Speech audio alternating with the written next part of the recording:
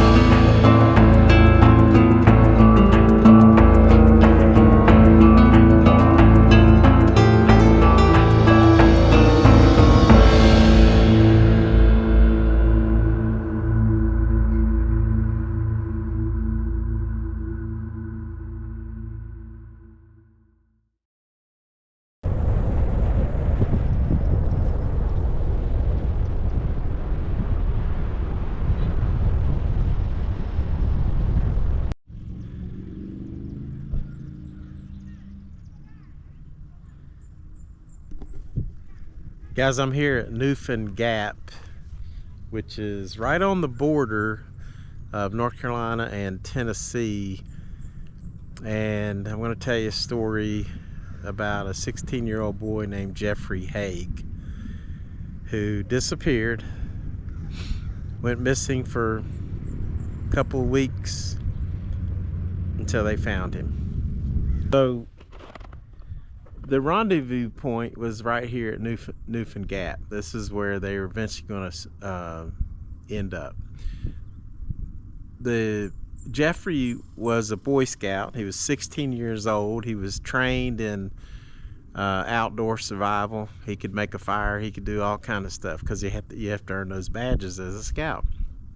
And they started the trip at a shelter called Icewater Springs, and they were going to hike the Appalachian Trail from Icewater Springs to up here to Newfound Gap.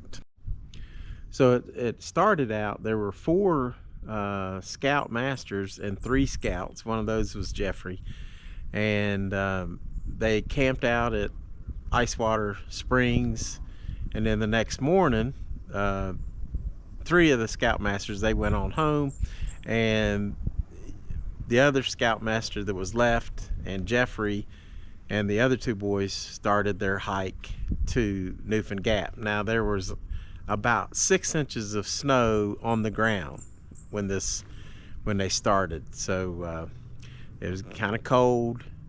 Weather changes quick here, and so they start this hike.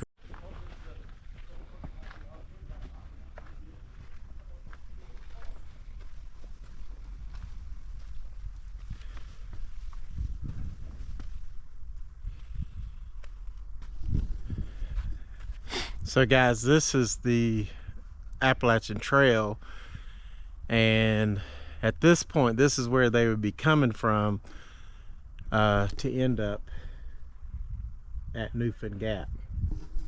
So back this way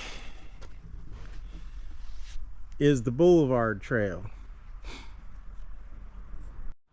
So after spending the night at the Icewater Springs shelter, they ate dinner, went to sleep, and by about 9:30 in the morning, they had reached the Boulevard Trail.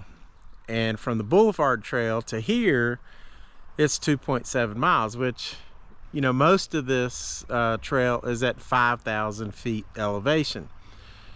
And so that could be tough. But, I mean, Geoffrey's 16-year-old and he's done a lot of hiking. There's a lot of activities that you have to do to become a Boy Scout.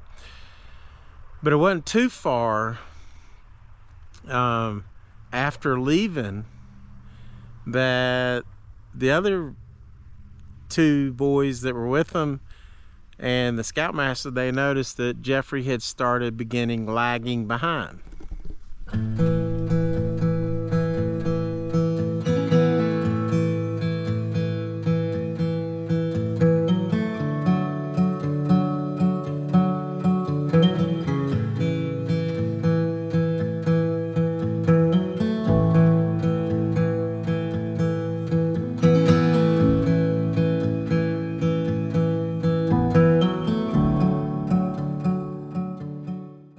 So they asked Geoffrey, I mean, what are you doing? Why are you lagging behind? He said, I'm going to wait for the senior scout to come along, and then he and I will walk out together.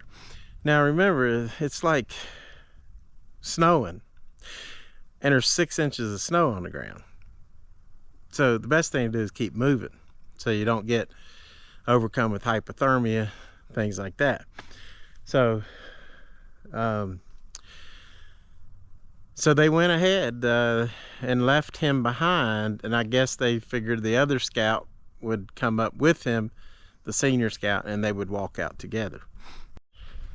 So the scoutmaster and the other boys arrived at Newfound Gap, and they realized Geoff wasn't with them.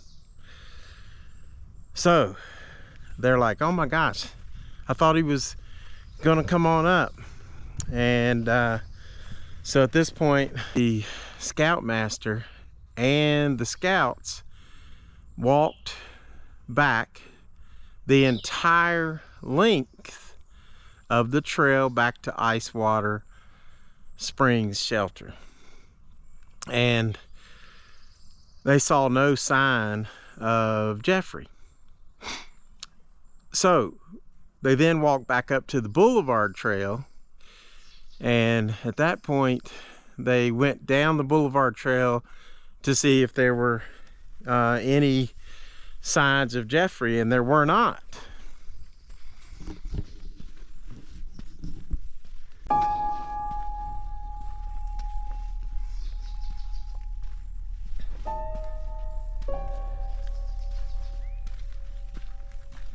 And right now you can see that I am on the trail from the boulevard to Newfound Gap, which is just behind me, not too far.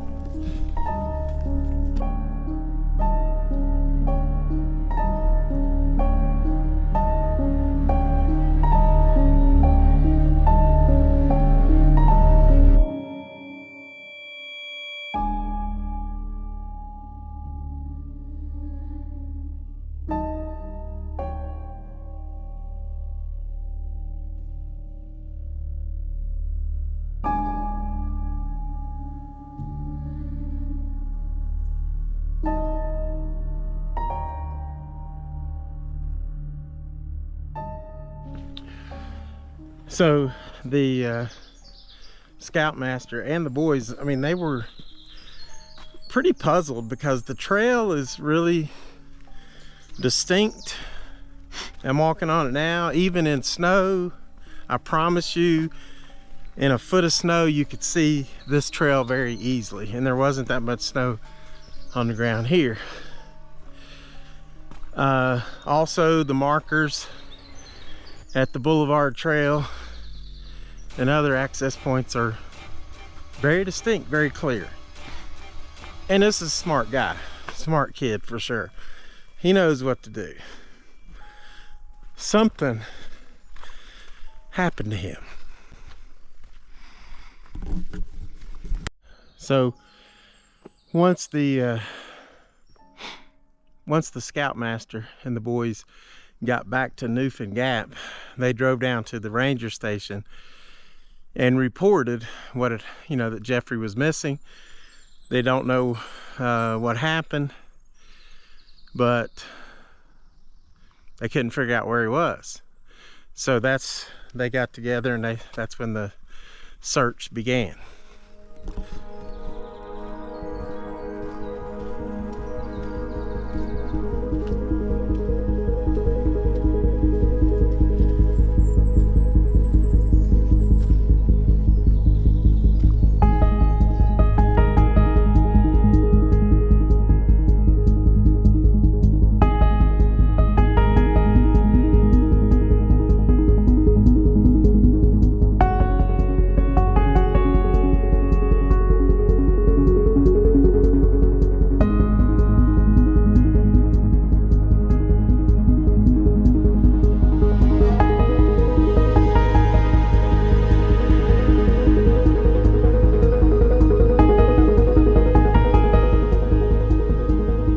So the Park Service immediately sent out search teams. If they didn't see any sign of Geoffrey on any of the trails, any of the intersecting trails, but everybody was still, they're not so alarmed. They notified the parents started coming up.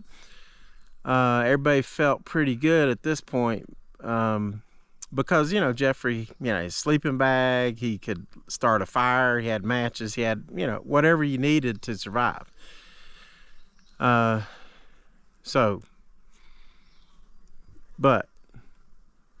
things kind of changed on the next day, February the 9th, 1970. Now, I want to remind you a couple things about the Smoky Mountains and other places that people go missing. The first thing is that at some point people get separated from the group, or from it might even be a couple of people, but they get lagged behind or they go ahead.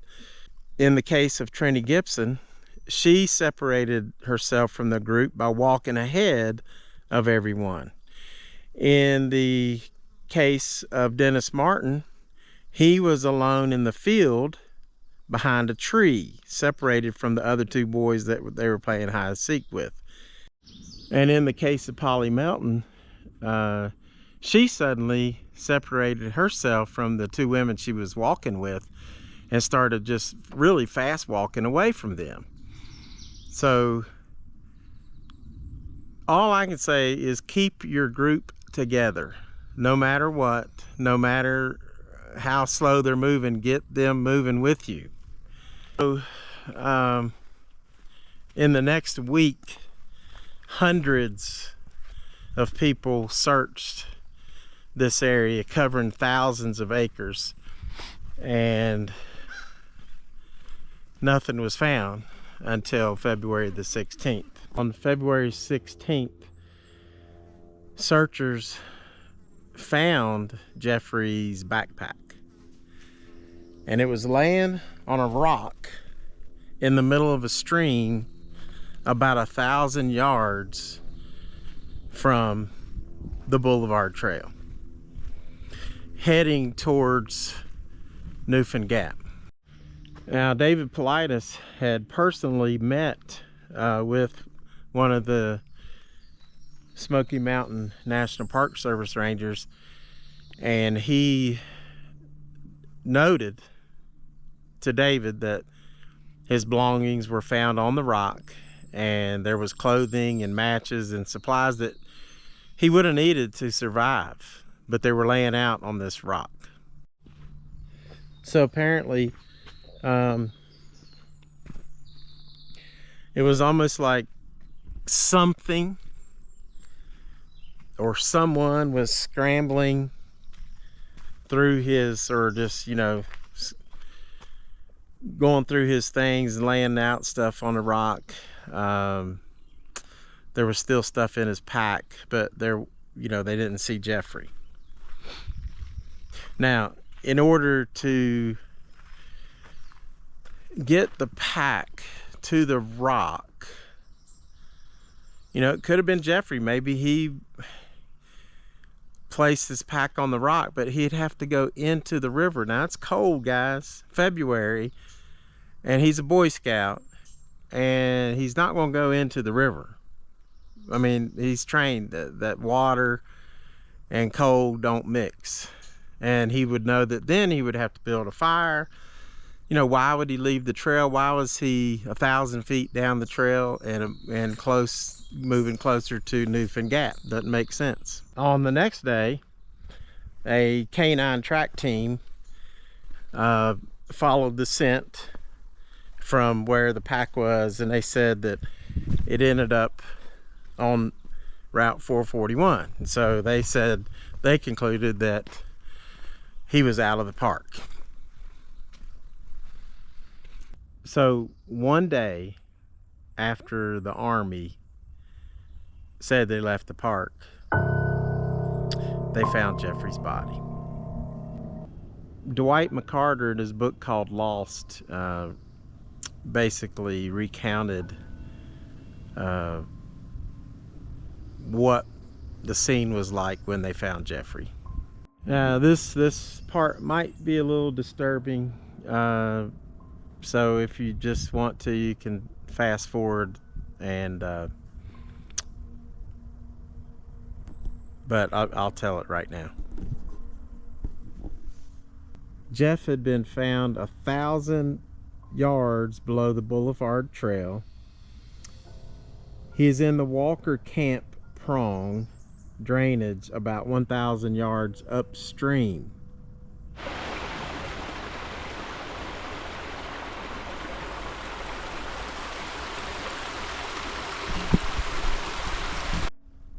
About 1,000 yards from the location where his sleeping bag and his pack were found 2 days before. Geoff was at the base of a tree, half sitting, half slumped over into a fetal position, and was still covered in deep snow. except for parts of his right arm and part of his right leg where the snow had melted off. He had on no socks, and one boot was lying 6 feet away. The other boot was unlaced and half on his right foot. His orange toboggan cap was off, his mittens were off, his coat was open and partially off. His left arm was pulled up inside his sleeve. His shirt was on, but his pants were unzipped and partially removed. So they airlifted Geoffrey's body out of the park, and the state medical examiner determined that he had only a few scratches, a few bruises, no broken bones, and they surmised that he died of exposure and exhaustion. Now, this case would not be in David Paulides' book if there was any foul play. It's just mysterious that how in the world did Geoffrey just go missing that quick, end up 1,000 yards down towards the river, a river or creek, West Prong, I guess what it was, and then died, you know, and all he had to do was keep walking along this same very well easy to follow path, and he would have been fine. It's a very, very sad case. What's so strange about Geoffrey's case is that it's easy to just say, hey, he died of hypothermia. All right, why would he leave the trail? Okay, it takes many hours for someone to get to the point of hypothermia, and there would be no reason that Geoffrey would have left the trail. And left, if you're getting cold, what do you want? You want your coat, you want your sleeping bag, and all that kind of stuff. You want to make sure you got matches. But all he had to do, guys, it's a 3 mile, less than 3, but 2.7 mile hike from the Boulevard Trail to the Newfound Gap, where they were going to meet. Okay, the lesson here is don't get separated. Don't separate yourself from the group, and the group should not let anyone separate. So you know, there was no foul play. I feel so sad and troubled by this. It is really baffling, just like the case of Polly Melton, just like Trini Gibson, and just like Dennis Martin. These cases are very troubling and cannot be easily explained. All I can do is, you know, I really hope his parents, if they're still living, I know he's got relatives, I hope I wish them the best. All of the family members, I wish them the best, because I'm sure this story lingers on throughout their lineage. So very, very sad, and really, to me, one of the most disturbing cases that I've read about.